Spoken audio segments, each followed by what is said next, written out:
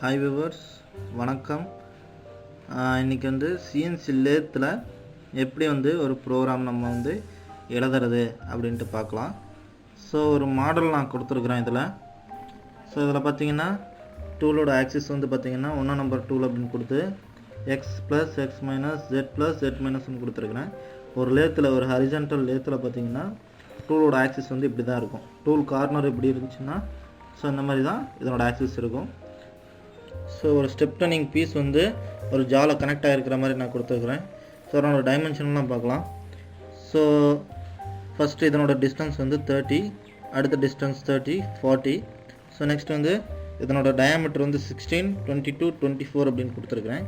So ஒரு 3 step உள்ள ஒரு ஒர்க் பீஸ்க்கு எப்படி நம்ம வந்து ப்ரோக்ராம் எழுதுறது அப்படின்னு பார்க்கலாம். இது வந்து ரொம்ப ஈஸி தான். ரொம்ப வந்து யாரும் ஒரி பண்ணிக்க வேணாம். ஸ்டூடெண்ட்ஸ் ஆகட்டும், இல்லை சிஎன்சி ட்ரைனிங் எடுக்கிறவங்க ஆகட்டும், எதுக்கும் வரி பண்ணிக்க தேவையில்லை. இது வந்து ரொம்ப ஈஸியான கான்செப்ட் தான். நம்ம வந்து புரிதல் மட்டும் நல்லா புரிஞ்சுக்கிட்டால் மட்டும் போதும். ஓகேங்களா? ஸோ அதை எப்படி ப்ரோக்ராம் பண்ணுறதுன்னு பாருங்கள். மேனுவல் ப்ரோக்ராமுக்கு ஸோ இந்த இடத்துல பார்த்தீங்கன்னா ஓன்னு கொடுத்து 1 2 3 4ன்னு கொடுத்துருக்குறேன். நான் ஏற்கனவே சொன்ன மாதிரி இந்த ஓ அப்படிங்கிறது ரொம்ப முக்கியம். ப்ரோக்ராம் நம்பர் எழுதுறதுக்கு முன்னாடி இந்த ஓ அப்படின்ட்டு கண்டிப்பாக கொடுத்தாகணும். ஸோ ஒரு மிஷினில் பார்த்தீங்கன்னா 10,000 ப்ரோக்ராம் வரைக்கும் சேவ் பண்ணலாம் அப்படின்ட்டு ப்ரீவியஸ் வீடியோவில் நான் சொல்லியிருக்கிறேன். ஸோ அந்த மாதிரி பார்த்தீங்கன்னா அந்த 0001லேருந்து 0001லேருந்து 9999, அதாவது கிட்டத்தட்ட 10,000 ப்ரோக்ராம் வரைக்கும் சேவ் பண்ணிக்கக்கூடிய ஒரு மெமரி பவர் வந்து சிஎன்சி மிஷினில் இருக்குது. ஓகேங்களா? ஸோ இது எப்படி நம்ம வந்து ப்ரோக்ராம் பண்ணுறதுன்னு பார்க்கலாம். இப்போது ஏதோ ஒரு ப்ரோக்ராம் நம்பர் கொடுத்து பேஜ் ஓப்பன் பண்ணிடுறீங்க. நெக்ஸ்ட் வந்து பார்த்தீங்கன்னா G28U000 அப்படின்ட்டு. ஸோ இதில் பார்த்தீங்க விரிவாக்கம் நானே கொடுத்துருக்குறேன். G28 அப்படின்னா first reference point, M03 means clockwise rotation அப்படின்ட்டு. ஸோ இதில் பாருங்கள் M03 S1000 T01 அப்படின்னு கொடுத்துருக்குறேன். So S means spindle speed select பண்ணுறோம். நெக்ஸ்ட் வந்து T means specifying tool number, அதாவது எந்த டூல் நம்பர் வந்து நம்மளுக்கு வேணுங்கிறத டூலோட ஹோல்டரில் மாட்டிட்டு நம்ம வந்து இதெல்லாம் இது பண்ணிக்கிறோம். ஸோ நெக்ஸ்ட்டு பாருங்கள் G00X25Z5 M07 அப்படின்ட்டு. G00 அப்படிங்கிறது ரேபிட் ட்ராவர்ஸ் அப்படின்ட்டு. ஸோ M07 அப்படின்னா coolant on, high pressure coolant on அப்படின்ட்டு. ஸோ இதில் பாருங்கள் G90X24 Z-100 ஃபீட் பாயிண்ட் அப்படின்னு கொடுத்துருக்குறேன். G90 அப்படிங்கிறது அப்சல்யூட் இன்புட். G01னா linear interpolation or straight cut. அதாவது இதில் வந்து நீங்கள் தெளிவாக இருக்கணும். G01 கொடுத்தீங்கன்னா இந்த மாதிரி ஸ்டெப் டர்னிங் ஆகட்டும், டேப்பர் டர்னிங் ஆகட்டும், எது வேணால் பண்ணிக்கலாம். G02 அப்படிங்கிறது பார்த்தீங்கன்னா ரேடியஸ் எடுக்கிறது, அதாவது கிளாக் வைஸ் ரேடியஸ். அதே மாதிரி G03 அப்படின்னு கொடுத்தீங்கன்னா ஆன்டிஃபோர் ரேடியஸ் அப்படின்னு மாதிரி இருக்கும். அதெல்லாம் வந்து வரப்போகிற இதெல்லாம் பார்க்கலாம் செக்மெண்ட்லாம். ஸோ இதை பார்த்தீங்கன்னா அடுத்து வந்து G01. ஸோ X24 Z-100 அப்படின்னா இந்த இடத்துல வெளியே வந்து நிற்கும் டூலு. ஸோ நெக்ஸ்ட்டு பாருங்கள் X22 Z-60 அப்படின்னு கொடுத்துருக்குறேன். ஸோ இங்கேருந்து டூல் வந்து இப்படி நேராக ட்ராவல் ஆகி இந்த மாதிரி வரும். ஸோ நெக்ஸ்ட் ஸ்டெப்பில் பாருங்கள் X20 X19 அப்படின்ட்டு. அதாவது நம்ம வந்து இந்த மாதிரி ஸ்டெப் டர்னிங் ப்ராசஸ் கொண்டு வரணும் அப்படின்னா ஸோ மேலேருந்து தான் நம்ம வந்து மெட்டல் ரிமூவ் பண்ணிட்டு வர போகிறோம். எடுத்த உடனே இங்கேருந்து டூல் விட்டோம்னா ஹோல்டர் உடஞ்சி போயிடும். அதனால் இந்த மாதிரி ஒரு ரவுண்ட் ஜாப் கொடுக்குறாங்கன்னு வச்சுக்கோங்க.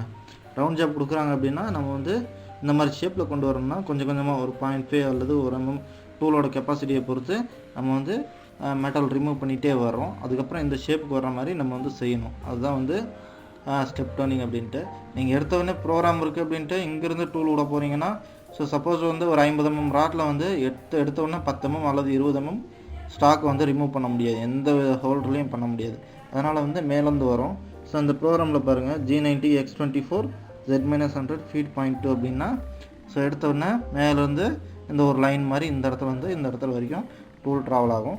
நெக்ஸ்ட்டு பாருங்கள் G01 X22 Z-60 அப்படின்னா ஸோ அடுத்த ஸ்டெப்பில் வந்து இது வந்து இந்த மாதிரி ஸ்டெப் உருவாகும். நெக்ஸ்ட்டு பாருங்கள் X19 X18 அப்படின்னு கொடுத்துருக்குறேன். அந்த மாதிரி ஒவ்வொரு தடவையும் இந்த மாதிரி போயிட்டு 0 பாயிண்ட் போயிட்டு இந்த மாதிரி கட் பண்ணி எடுத்துகிட்டே வரும். ஸோ நெக்ஸ்ட் ஸ்டெப்பில் X16 Z-13 கொடுத்துருக்குறேன். ஸோ இந்த மாதிரி கடைசி ஸ்டெப் வந்து வர்றப்போ இந்த மாதிரி கட் பண்ணிகிட்டே எடுத்துகிட்டே வந்து இந்த மாதிரி ஃபார்மேஷன்லாம் நம்மளுக்கு வரும்.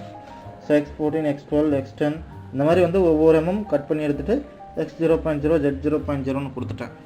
ஸோ கடைசி ஸ்டெப்பில் இந்த மாதிரி ஒரு ஃபேஸிங் எடுத்துகிட்டு வெளியே போயிடும். ஸோ அதே மாதிரி பார்த்திங்கன்னா G28U0W0 M09 M05 M13 கொடுத்துருக்குறேன்.